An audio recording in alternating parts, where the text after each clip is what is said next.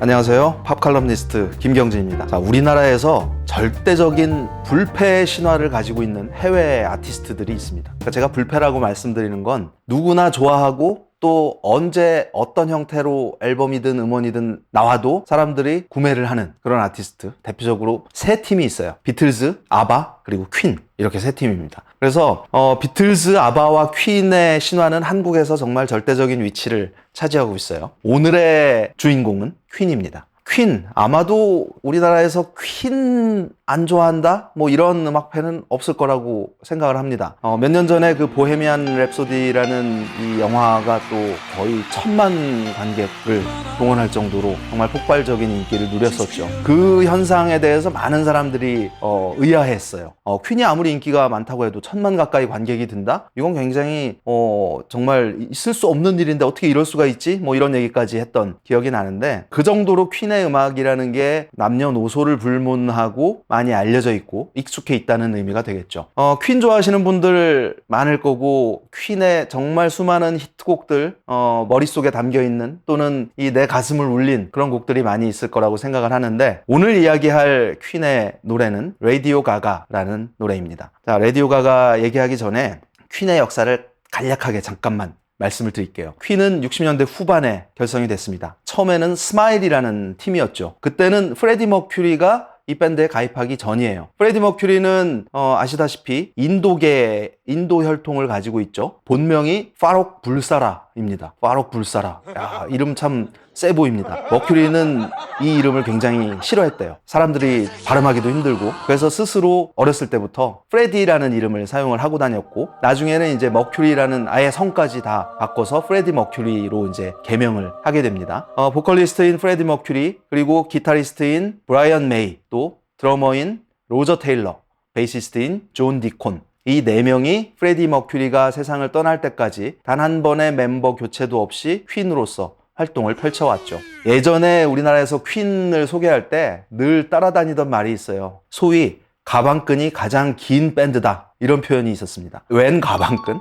락밴드의 뮤지션들이 대학까지 나온 경우가 그다지 많지는 않았습니다. 그런데 퀸의 멤버들은 모두 다 학사 이상의 학위를 가지고 있어요. 프레디 머큐리는 그래픽 디자인을 전공을 했고, 브라이언 메이는 물리학, 또 로저 테일러는 생물학, 존 디콘은 전자공학을 전공을 했습니다. 그 중에서 그 브라이언 메이는 정말 어느 뮤지션도 가지지 않은 그런 기록을 남겼는데, 지난 2007년에 리버풀에 있는 한 대학의 대학교 총장이 됩니다. 락 뮤지션이 대학교 총장이 된다? 굉장히 드문 일이죠. 전무후무한 일이었을 것 같은데, 나사에서 그 진행하는 뭐 어떤 프로젝트에 함께 참여를 하기도 하고, 굉장히 그 물리학 박사로서의 역량도 충분히 발휘했던 인물이에요. 사실 뭐 음악에 있어서 가방끈이 뭐가 중요하겠습니까? 하지만 퀸은 똑똑한 사람들이라는 그 세간의 어떤 평가뿐만 아니라 음악적으로도 정말 탁월한 독창적인 사운드를 선보였던 팀이죠. 퀸 사운드를 특징 짓는 중요한 두 가지 요소가 있습니다. 그 하나는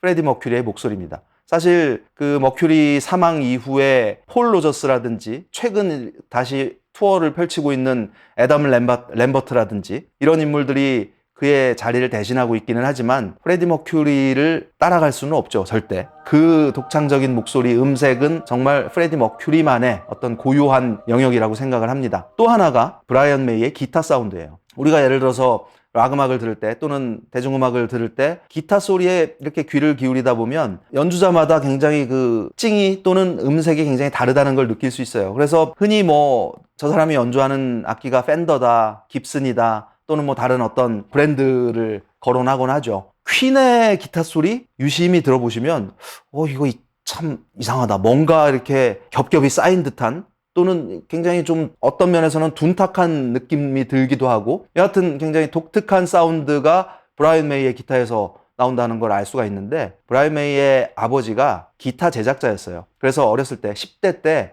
브라이언 메이가 아버지와 함께 직접 기타를 만듭니다. 200년 된 벽난로에 나무를 뜯어서 바디를 만든 거죠. 그래서 이 브라이언 메이가 직접 만든 기타 바디가 빨간색이에요. 그래서 레드 스페셜이라는 별명이 붙죠. 이 레드 스페셜이 내는 소리, 그리고 그가 이 기타 앰프로 사용했던 앰프가 뭐냐면 전자공학을 전공한 존 디콘이 직접 만든 앰프, 이름도 있어요. 자기 이름을 따서 디키 앰프라고 불리는 이 앰프를 연결해서 어떤 측면에서 들어보면 이게 키보드로 신시사이저로 나오는 소리가 아닐까 싶은 생각이 들 정도의 그런 사운드를 만들어내는 거죠. 초창기 퀸 앨범의 그 뒷면에 보면 늘 이런 표기가 있었습니다. Nobody played synthesizer. 아무도 신시사이저를 연주하지 않았어요, 이 앨범에서. 그리고 뭐 no synth, no synthesizer 이런 표기가 초기 5장의 앨범에 항상 박혀 있었어요. 그러니까 많은 사람들이 퀸의 음악을 듣고 오해를 하는 거죠. 기타 소리를 듣고 저거 키보드 소리 아니야? 그래서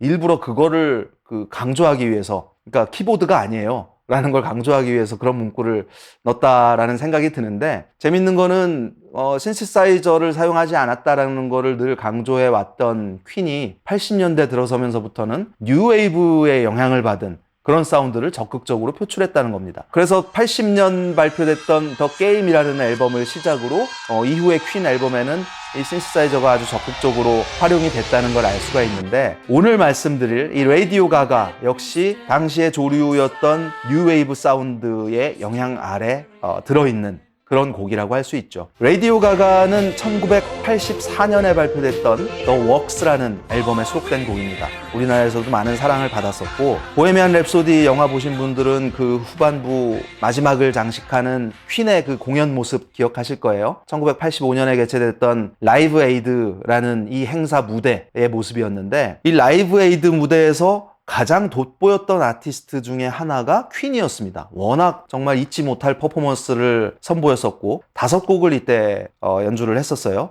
그 중에서 또 웸블리 구장을 채웠던 그 수많은 사람들을 열광시킨 곡이 라디오 가가라는 곡이기도 하죠. 라디오 가가는 드러머인 로저 테일러가 작곡한 작품입니다. 퀸이 남긴 또 하나의 기록이 뭐냐면, 멤버들 모두가 작곡을 했어요. 모든 멤버들이 작곡한 팀들은 꽤 있습니다. 하지만 퀸이 유일하게 남긴 기록이 있어요. 모든 멤버가 작곡을 했고 각 멤버들이 차트 1위 곡을 하나 이상 작곡을 했다라는 사실입니다. 그래서 프레디 머큐리가 뭐 예를 들면 보헤미안 랩소디라든지 Crazy Little Thing Called Love 뭐 이런 1위 곡을 남겼고, 브라이언 메이는 We Will Rock You라는 또 이 명곡을 남겼죠. 로저 테일러는 프레디 머큐리가 살아있을 당시에 발표한 퀸의 마지막 싱글이죠. These Are the Days of Our Lives 라는 곡을 또 1위 곡을 남겼고, 베이시스트인 존 디콘은 Another One Bites the Dust 라는 또 역시 많은 사랑을 받았던 곡을 남겼습니다. 그 중에서 이제 로저 테일러가 작곡한 라디오 가가 역시 뭐 빌보드나 영국 차트에서 1위에 오르진 못했지만 거의 전 세계 20여 개국에서 1위를 차지했던 굉장히 인기를 얻었던 곡입니다. 라디오 가가, 이게 어디서 나온 말이야 도대체?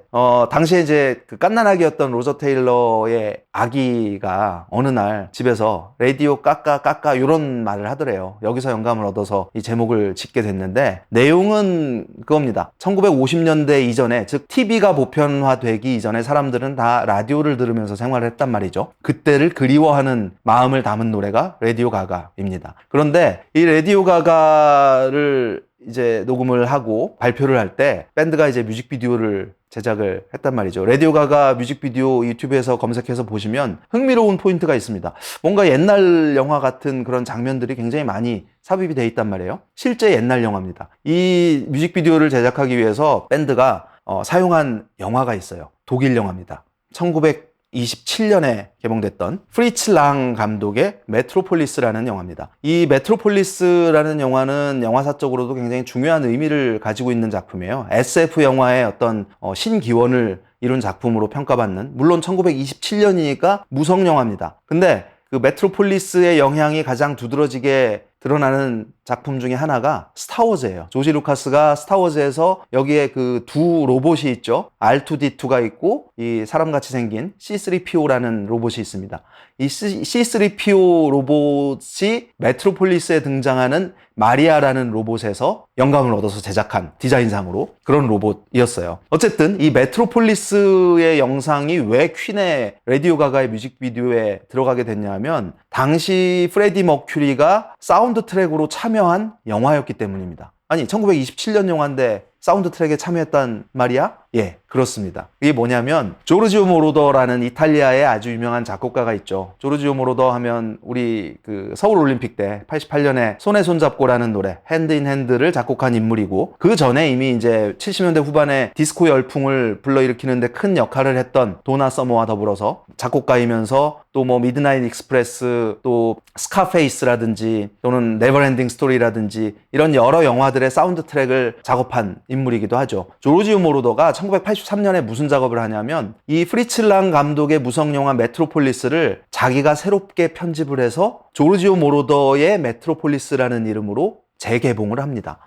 왜 이런 작업을 했느냐? 좋아하는 영화니까. 근데 여기에서 조르지오 모로더가 뭘 하냐면 뭐 그 흑백 영화, 그리고 그 자막, 무성영화 시대의 자막은 인터타이틀이라고 해요. 그러니까 화면 한가득 채운 그 자막, 이거를 걷어내고 서브타이틀로 합니다. 밑에다가 화면하고 동시에 자막을 표기를 하는 거예요. 그리고 색깔을 약간 집어넣고 무엇보다도 여기에 사운드 트랙을 입힙니다. 가창곡을. 당시에 유명한 여러 아티스트들을 섭외를 해서, 예를 들어 존 앤더슨이라든지 보니 타일러, 또 프레디 머큐리, 빌리 스콰이어, 이런 80년대에 그 활동했던 유명한 뮤지션들을 모아서 노래를 부르게 해요. 프레디 머큐리도 여기에서 Love Kills라는 노래를 불러서 많은 사랑을 받았습니다. 그런데 이 작업을 하면서 프레디 머큐리가 레디오 가가라는 이 노래에 메트로폴리스의 영상을 사용을 하면 좋을 것 같다. 그래서 조르지오 모로더에게 요청을 하죠. 저도 노래 했으니까 이 영상 좀 사용하게 해주세요. 오케이를 받습니다. 그래서 그 메트로폴리스의 중요한 영상들,